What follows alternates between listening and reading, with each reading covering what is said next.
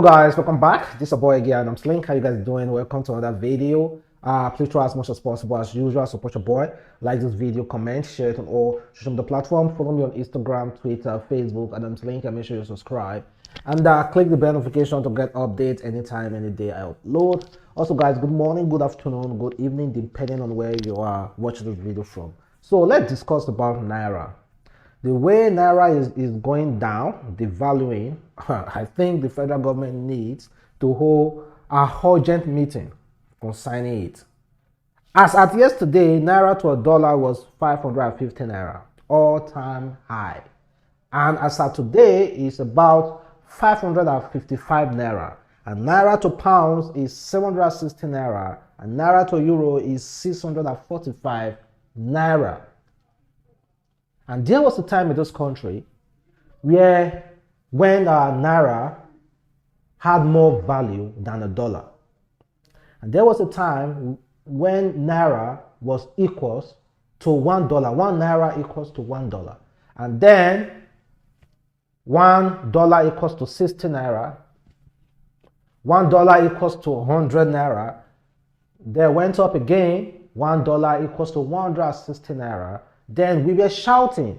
We were like, come on, how can $1 be equals to 160 Naira? You remember during Goodluck Jonathan's era, went to 200 Naira.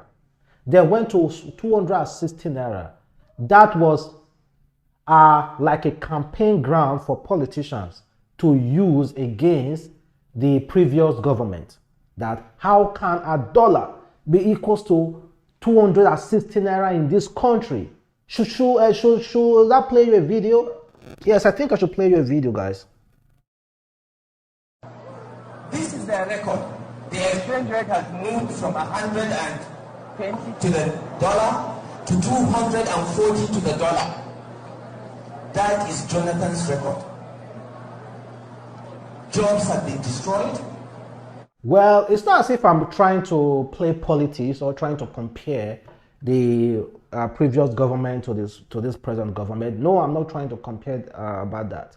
Then, when it went up to 300 Naira, 360 Naira, we thought it was because of the crude oil price. Then we said, okay, let us keep quiet, let us wait and see. Then, COVID-19 came, and they went up to 400, 380, 390, 400. Then now to 500, 550. What is happening? You think it's not affecting you and I, or you think you are abroad, it's not affecting you. Of course, you have family here. You have families. You have people who you are taking care of back home. And you want to invest back home. Just know if you want to build a house. What $100, the bags of cement $100 can buy currently. The bag of cement $100 can buy.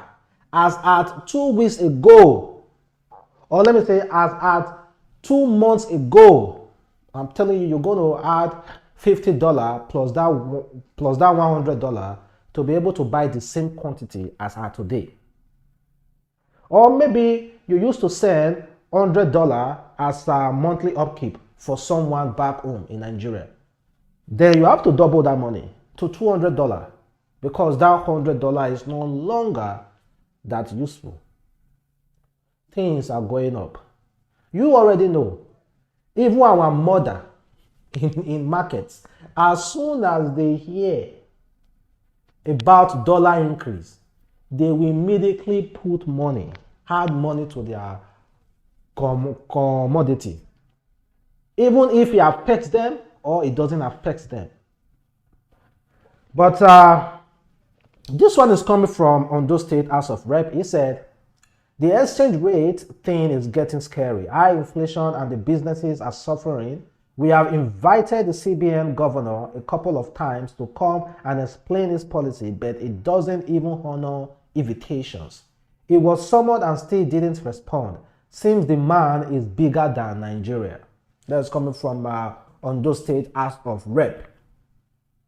Then again, guys, I think CBN are quick to implement policies. For instance, a few months ago, they said that the the cryptocurrency market that Nigeria youth are engaging is the cause of the further devaluation of Naira. Then they banned cryptocurrency overnight. Making it difficult for Nigerians who are dealing in cryptocurrency to buy directly. So they have to cut corners in order to buy. But did the value of Naira dropped, or did it increase? No, the value of Naira dropped drastically. It never strengthened the value of Naira. Then they said that there are a few weeks ago that they have stopped giving dollar. They stopped banks from giving dollar to Bureau de Change. Of course, giving dollar to not giving dollar to Bureau de Change is actually a welcome development. But the way they went about it, they were so in a hurry to do it. And you think these people won't fight back. This Bureau de Change has been controlling dollar for years. For years. And you don't think other 2 weeks of cutting them off that you won't hear the heat? It's not possible. Well, guys, it's not as if I'm a specialist on this currency of a thing, or it's not as if I know the corners on how to devalue or not to devalue. But what I know, just like every other person who doesn't care about policy, is that the value currently Naira is equal to 500, $1 is equal to 550 Naira currently. And that is what I know. And that is worrisome. I don't want to know about, okay, is this policy or that policy. My mother in the village don't even want to hear about, oh, this policy is causing this. The only thing she hears about is the dollar is now equal to so amount. So I think they should actually do something about it. Well, let's now move over from dollar and naira and pounds, euro.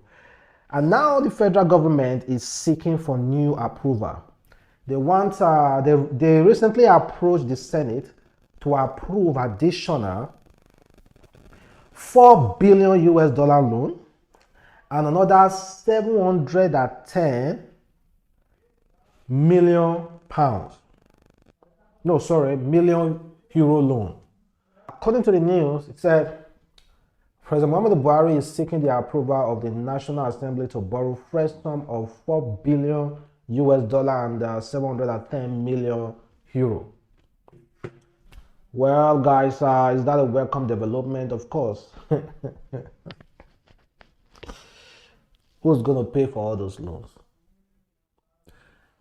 I do not have any issue with the federal government borrowing money. But all I have issue with is how they implement, how they spend this cash. That is the only thing I have issue with, honestly. Well, it's crazy though. And as of yesterday, this one came up. UAE lists 6 Nigerians as global financer of terrorism and also declared them wanted. The United Arab Emirates on Monday designated 6 Nigerians as financer of BK Boys and other criminal activities. The decision was made when the Emirate Federal Cabinet met in the capital Abu Dhabi on Monday, according to state-run news agency. And should I mention the names? Of course, you guys already know the names. Number 1, Abdurrahman Ado Musa, Salisu Yusuf Adamu, Bashir Ali Yusuf, Muhammad Ibrahim Isa, Ibrahim Ali Al-Hassan, Suraju Abubakar Muhammad. 6 Nigerians who were named among the global financer of BK Boys and other armed groups out there. Well, I expect our federal government to immediately pick this up and do the needful. So we're going to be waiting. It's not as if we just gonna come here to castigate and say, oh, you're supposed to do this, supposed to do that. Let us still just wait. Let us wait and see the actions that the federal government will take. Or if you think that they won't take any action, kindly leave your comment below as well, guys. And you already know, sit at home in Imo State. IPOB, I think there's kind of confusion in it. I talked about it yesterday. Some of you say, oh, Adam Sling, we like you, but remove your mouth from IPOB ESN. Come on, man. It says, sit at home cancelled. We cut off ears of people enforcing it, IPOB threatens. The indigenous people of Biafra are threatening to cut off the ears of people still enforcing the Monday sit at home directive in the southeast. So we do not, it seems like there are other groups in IPOB. Because this group will say, okay, we have cancelled the sit at home. Then some other people will still be enforcing that sit at home. So we do not know what is happening. So please, you guys need to be organized. And someone messaged me the other day, the person said, those people that were going to schools, to burn schools, were not IPOB members. They said that they were Fulanis coming from the bush, that they are trying to sabotage the movement. That's what someone told me, though. And this one is coming from actress Rita Enoche, who recently fought the state government. She said, it's not just to ask people to go about their businesses. Now look at these children you have to come out for exam, running out of their school. Why was there any security to secure these children? Now, if anything had happened to any of them, the same people will only say sorry to their family. In fact, I blame the parents that allow their children to go through this.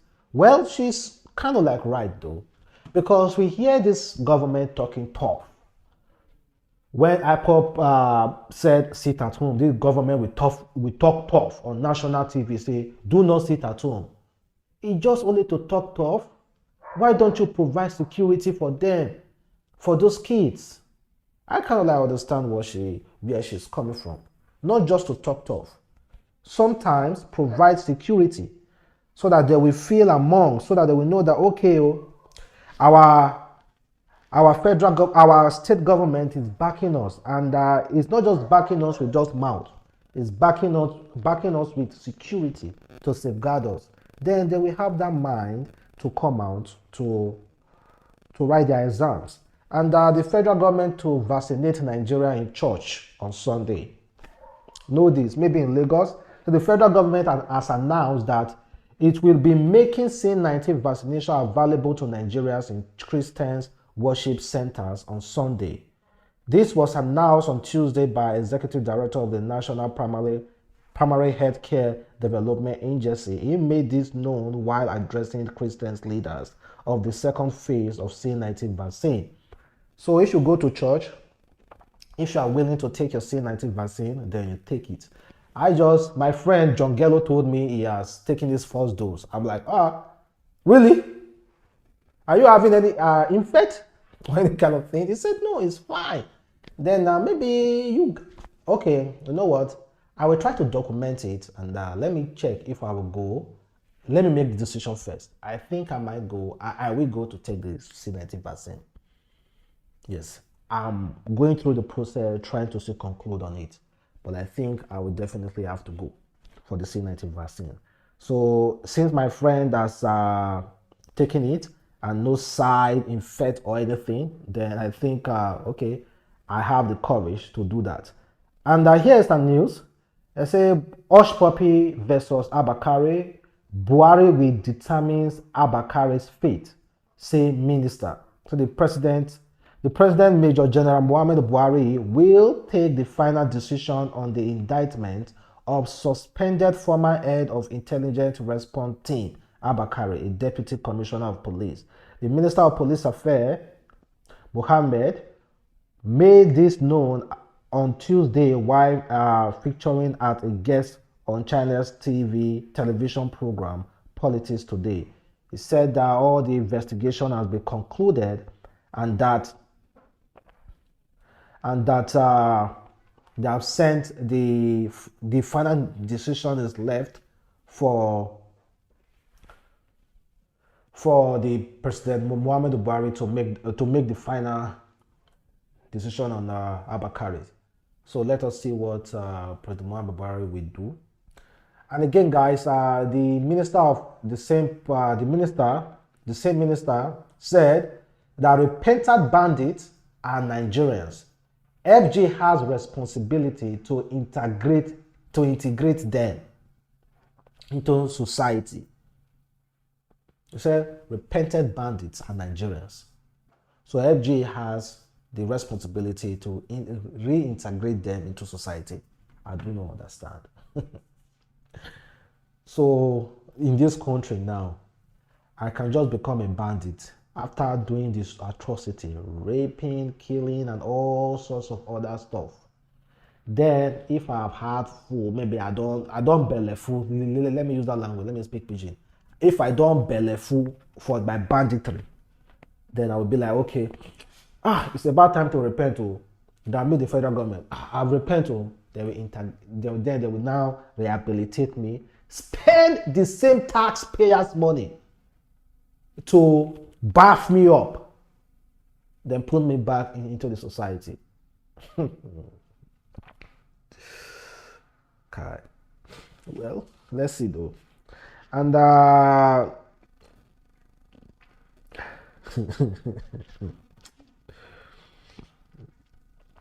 this was coming from President Muhammadu Buhari. He said, federal government gives 10,000 naira to 1.6 million household every 2 months. Is that true, guys? I've had this program several times going on. Federal government giving 10,000 naira to households. Now they're saying 1.6 million household every 2 months. Please, is there any household, anyone that is receiving the 10,000 naira? Please. How do I register? Because me, I still need this 10,000 naira. I'm in Nigeria. I am entitled to it. I need this 10,000 naira. How do I register? Well, guys, let me know, guys. Thank you very much for watching. It's your boy Iggy Adams Link. Have a wonderful day. Stay blessed. And watch out for my next video. Don't go anywhere. Peace.